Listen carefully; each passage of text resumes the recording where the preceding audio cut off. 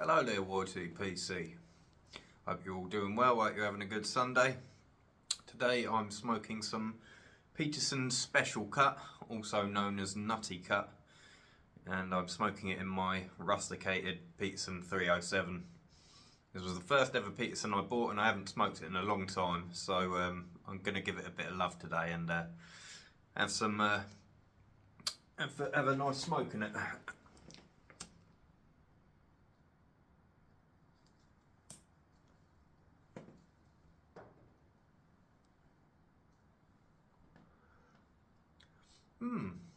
It's my first time trying this.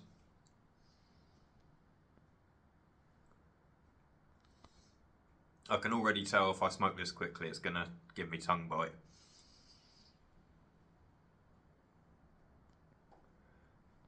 Quite nice. I get a slight nuttiness with it. It's like sweet nut. Yes, it's an aromatic, but it's like a sweet nutty.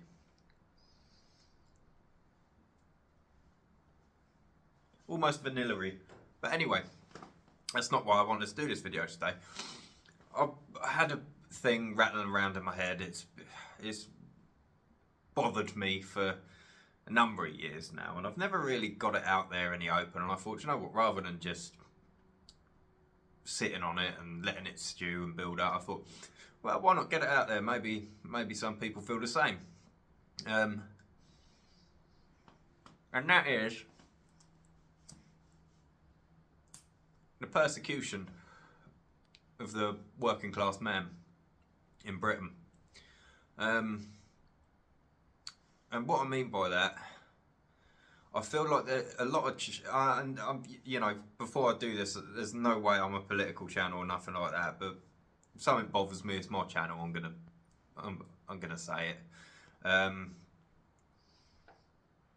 If you don't like it, feel free to hop off. But yeah, what I mean by that is I feel a lot of things that were never voted for have been really over-regulated. So for example, here in the UK, we used to be able to smoke in pubs, now we can't. No one voted for that. Same at football, you're not allowed to drink in the stands, you're not allowed to smoke in the stands anymore. No one voted for that. No one voted for mass immigration, and you know, I know that might be a bit of a touchy subject for some people, but the fact of the matter is, no one voted for it. We were just told. And I think therein lies the road to wow, not only mass disappointment, but mass anger. You know, it's alright saying, oh, we live in a democracy, you're very free, but only when we tell you you're allowed these specific freedoms. To me, that's not how a democracy works.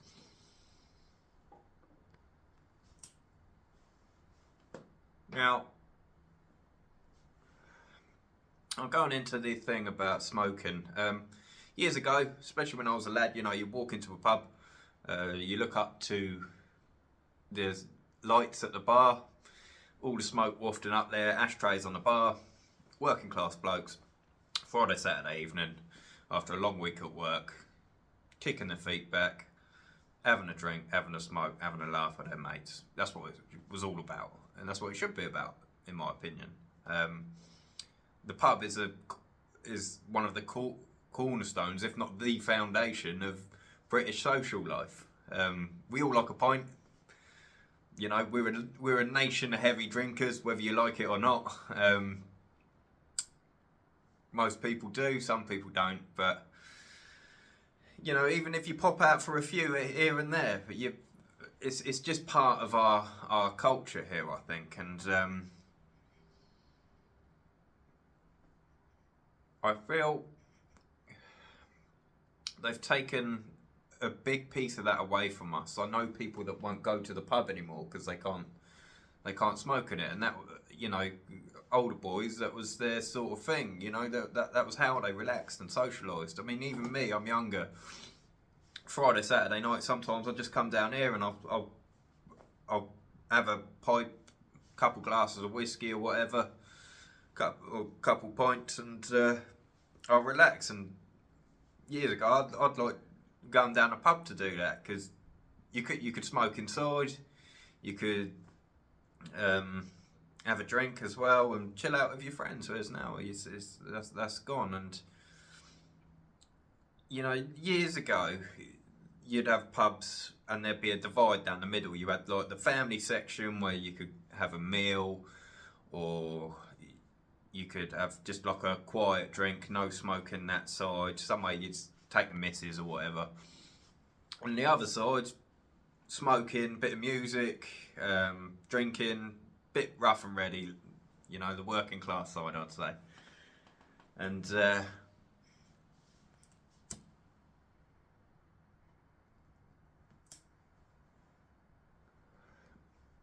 why didn't they just bring that back rather than just outright say, right, no smoking, or turn around and say, all right, we'll have certain pubs you can smoke in, certain pubs you can't, up to the pub itself. And you know, I'm sure there would be a lot of pubs here that would be like, right, yeah, smoke, because they know 100% they're going to get more business. And pubs are on the decline.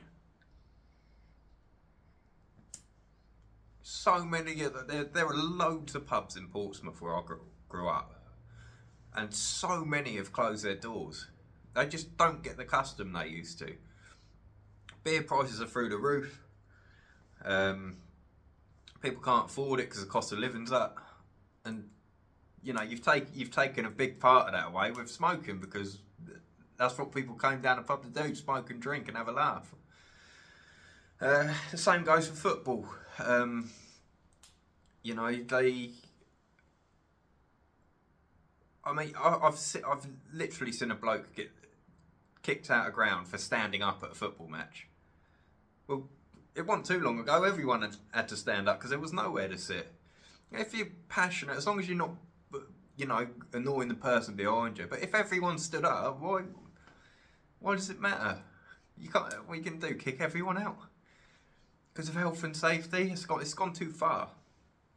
And the same again. Football's so heavily regulated. Football was created by the working class man for the working class man. Don't regulate it. Don't regulate it ridiculously. I mean, I get the thing with the football violence back in the 70s and 80s, but at the end of the day, back then there were no knives and guns and that. Look, why not? If these lads want to have a tear up, full of testosterone as teenagers or, you know, young lads, have some organised fights. Get people in there to, you know, facilitate them and do what they want to do. If it goes too far, they can step in and say, no, enough's enough. Let them have it out. Instead, you've got kids running around stabbing the crap out of each other, killing each other, because they're all so gangster. And for what? It's boredom.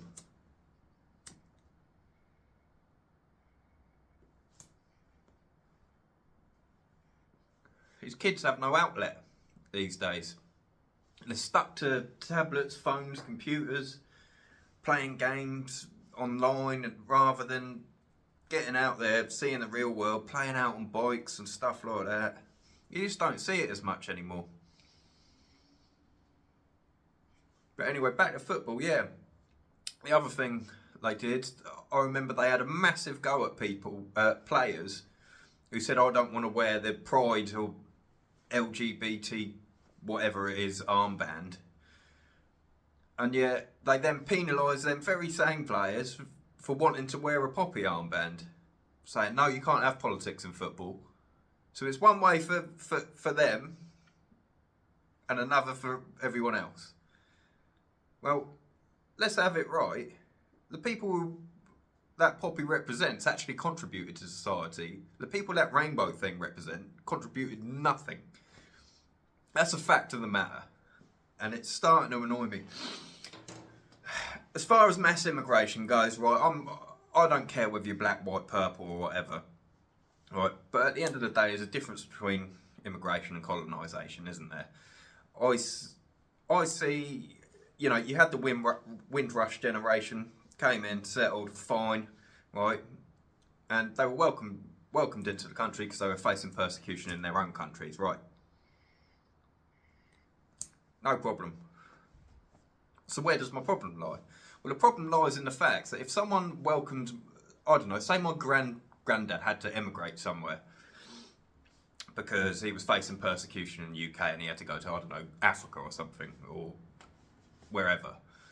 And then he settled there, had my dad, had me, and then I started turning around to those very same people saying, well, no, you've got to respect my values and change the way your whole country is run to include me. And I don't like the facts that you have churches and things like that, or mosques or whatever they have. It just baffles me. I wouldn't, like, if someone had saved my granddad from persecution, I wouldn't then take a dump on that country when I'm there. I'd be very grateful and respectful. And I see us showing too much appeasement. There is a great risk that lies in appeasement.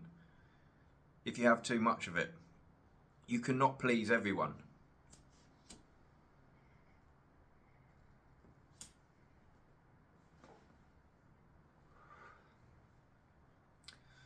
So, I don't know, I see the country I grew up in thrown away. And that bothers me. Why should my country change to accommodate people that came here to seek refuge, who we graciously gave refuge to? That's wrong. And which is why there is a mass support for parties like Reform, because let's face it, Labour, Conservative, two sides of the same coin. Just God knows what this Labour government are doing, but they have balls up this country big time.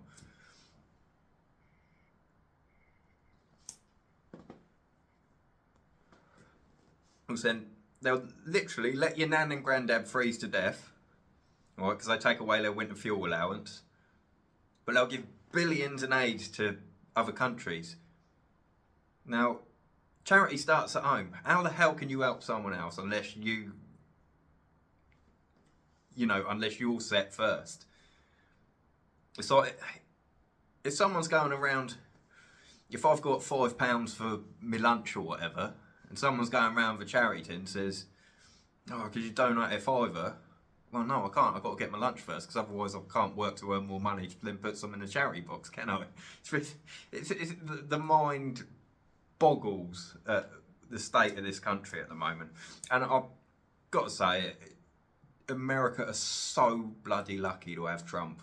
If only we had someone with that sort of backbone. And like her or lump her, I know a lot of Northerners won't like her, but the last Foreign Minister we had with a backbone was Maggie Thatcher.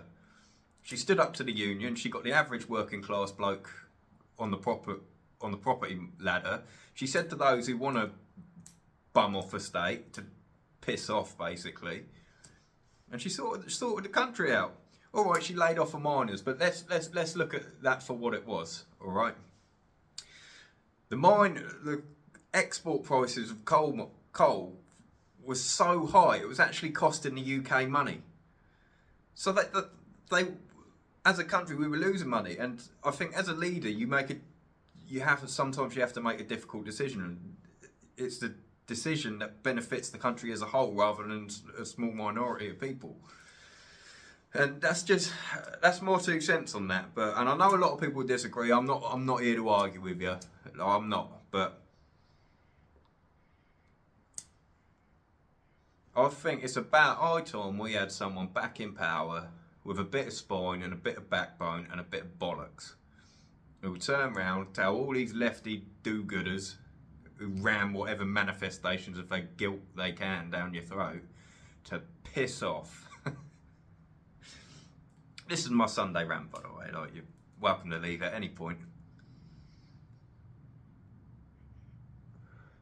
But it's always the man at the working class man that gets stung.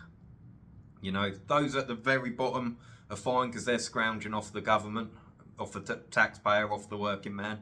Those at the very top, they're all right because they can afford these big fancy lawyers to bail them out of all the crap. It's only the working class man, the middleman, that gets shafted time and time again. And it's about time that bloody changed. Anyway, I've gone on for about 16 minutes now. You can tell I'm British, I love a good rant. But I think I'm going to wrap it up there. I needed to get that off my chest. And I thought I'd bring you guys along.